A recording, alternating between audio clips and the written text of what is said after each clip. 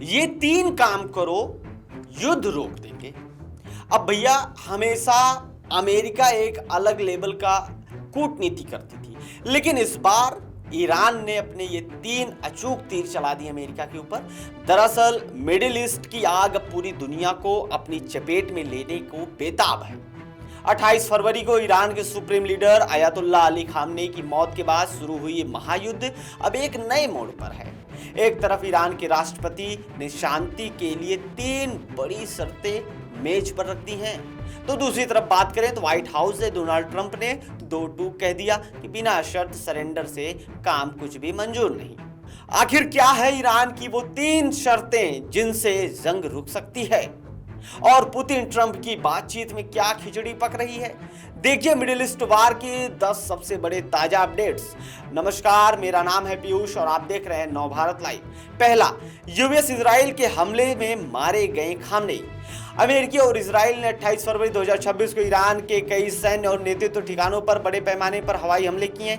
इन हमलों में ईरान के supreme leader Ayatollah Ali Khamenei और कई शीर्ष सैन्य अधिकारी मारे गए। इसके बाद ईरान ने इजराइल और अमेरिकी ठिकानों पर मिसाइल और ड्रोन से हमले शुरू कर दिए, जिसकी वजह से मिडिल ईस्ट में आग की जंग की हालातें बनी हुई है। मिडिल ईस्ट से मरने वालों का आंकड़ा करीब 1700 के पार पहुंचा है। जी हाँ, मिडिल ईस्ट में जारी जंग के बीच अब तक 1700 से ज्यादा लोग मारे जा चुके हैं, जबकि लोग हजारों घायल भी हैं। ईरान और इजराइल लगातार एक दूसरे के सैन्य ठिकानों के साथ नागरिकों की आबादी वाले इलाकों को भी निशाना बना रहे हैं। अकेले ईरान में मरने वालों का आंकड़ा 1200 के पार पहुंच गया है। बड़ी हैरानी की बात है, ईरान ने खाड़ी देशों में दागी मिसाइलें। जी हाँ, अमेरिकी इजराइल के हमले के बाद ईरान ने जवाबी हमले में खाड़ी देशों को निशाना बनाकर ताबड़तोड़ मिसाइलें दागी। ईरान द्वारा किए गए हमलों में सऊदी अरब, संयुक्त अरब अमीरात यानी UAE, Bahrain, Kuwait, Qatar, Oman और इराक के अमेरिकी सैन्य ठिकानों को निशाना बनाया। तेहरान की ओर से पहले ही चेतावनी दे दी गई थी कि अगर उस पर हमला होगा तो वो खाड़ी देशों में मौजूद अमेरिकी एयरबेसों को टारगेट करेगा। ईरान द्वारा किए गए कुवैत के अमेरिकी सैन्य ठिकानों पर हमले में 6 अमेरिकी सैनिकों की मौत भी हुई है। अमेरिका ने ईरान के IRIS यानी इरिस डेना को डुबोया। चलिए भी समझते हैं। दरअसल हिंद महासागर में अमेरिकी पनडुब्बी ने 4 मार्च 2026 को ईरानी युद्धपोत इरिस डेना को टारपीडो से डुबो दिया। श्रीलंका के इरिस डेना से 32 लोगों को रेस्क्यू किया गया। अमेरिका के इस हमले में कम से कम 80 लोग मारे गए। इस जहाज पर हमला भारत से लौटते समय किया गया था। ईरान ने इस हमले को समुद्र के युद्ध अपराध भी बताया है और कहा कि इसका जवाब जरूर दिया जाएगा। ईरानी राष्ट्रपति ने मांगी माफी तो ट्रंप ने भड़काया। चलिए आइए ये भी मैटर समझते हैं कि आखिर क्या है। दरअसल ईरान के राष्ट्रपति मसूद पेजेशकियान ने खाड़ी देशों के हमले को लेकर पड़ोसी देश से माफी मांगते हुए कहा कि अगर उन देशों से दुश्मन की सेना अटैक नहीं करेगी तो वो भी वहां हमला नहीं करेंगे। उनके सॉरी बोलने को यूजर्स प्रेसिडेंट ट्रंप ने हथियार डालना बताया और उन्होंने कहा कि दुश्मन ने अपनी हार मान ली है। हालांकि कुछ ही घंटों के भीतर ईरान ने फिर से खाड़ी देशों पर हमला करना शुरू कर दिया। पेजेशकियान ने कहा कि दुश्मन ने उनके माफी मांगने का गलत मतलब निकाला। और इसके बाद बताएंगे मुजतबा खामनेई ईरान के नए सुप्रीम लीडर यानी ईरान की असेंबली ऑफ एक्सपर्ट्स ने 9 मार्च 56 वर्षीय मुजतबा खामनेई को देश का नया सुप्रीम लीडर चुना है। मुजतबा को कट्टरपंथी माना जाता है और वे लंबे समय से रिवॉल्यूशनरी गाइड्स के साथ मिलकर काम भी कर रहे हैं। हालांकि उनके नाम के ऐलान के बाद यूएस प्रेसिडेंट डोनाल्ड ट्रंप ने कहा कि ये चयन उन्हें मंजूर नहीं है और दावा किया गया कि नया नेता शांति से नहीं रह पाएगा।